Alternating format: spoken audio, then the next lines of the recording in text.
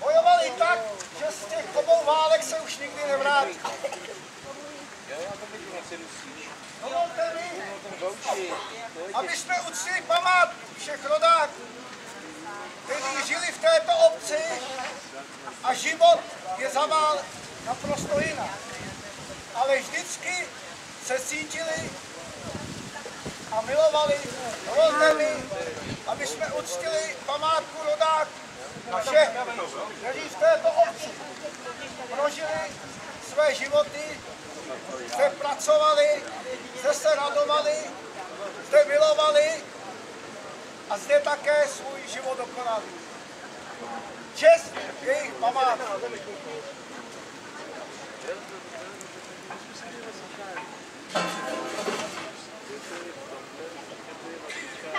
Čestná jednotko, položení věnce, pochodem chod!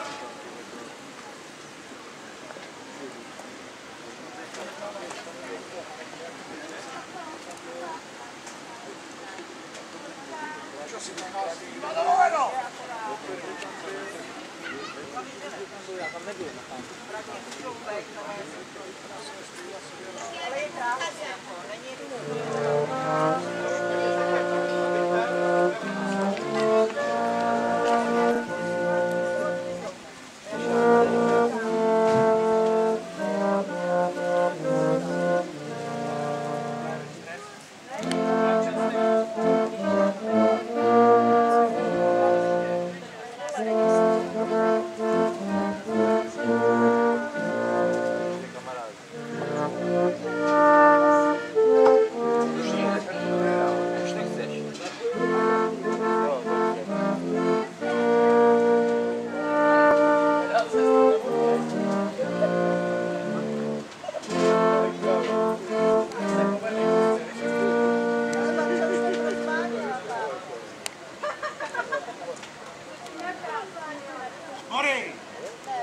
Bravo, bok! Ten kříví, pochodem chod!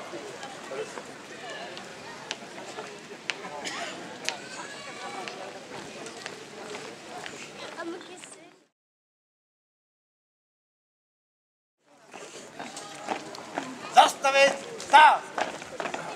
Levo, bok! České Budějovice prosil bych členy Vojta Nečas, Štěpán Hruška, že se to ne, tak. František Falka mladší a Richard Neruda je omluven. Jaromír Klika, když dovolíte, a přistoupím.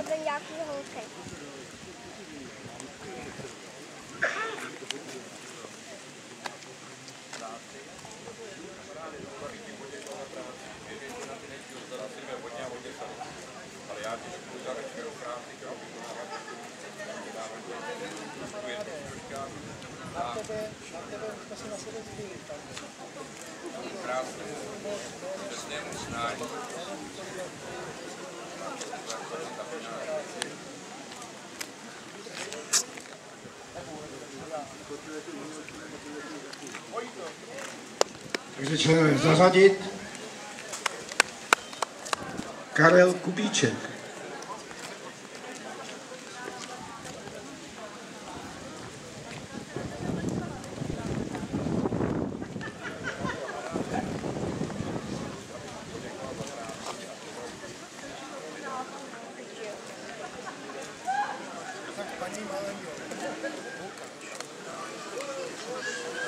A Jaroslav Nečas.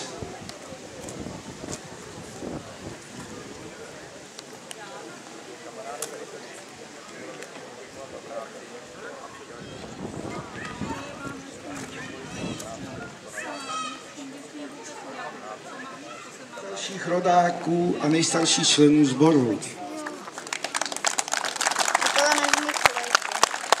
A pan František Šubert. Kamarádi a služby, nebudu říkat starý, já neříkám starý, někde starý, já říkám dorostenci druhé a třetí generace. Ne, dovolila bych ti poděkovat za práci. spolupráci a na váš návrh tady čestné uznání kraje.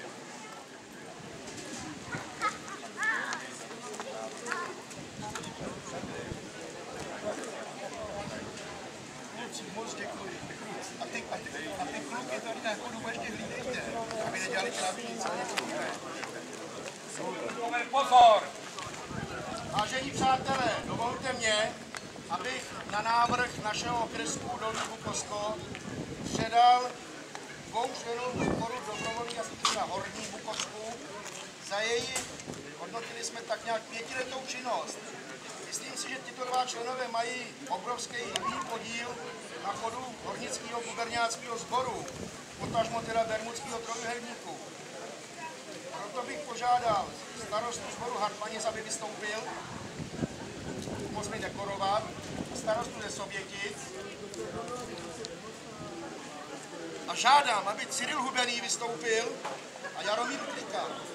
Myslím si, že to byla asi objektivní volba těmto 2 členům sboru udělit pamětní medaili ke 150. výročí založení dobrovolných hasičů v Čechách.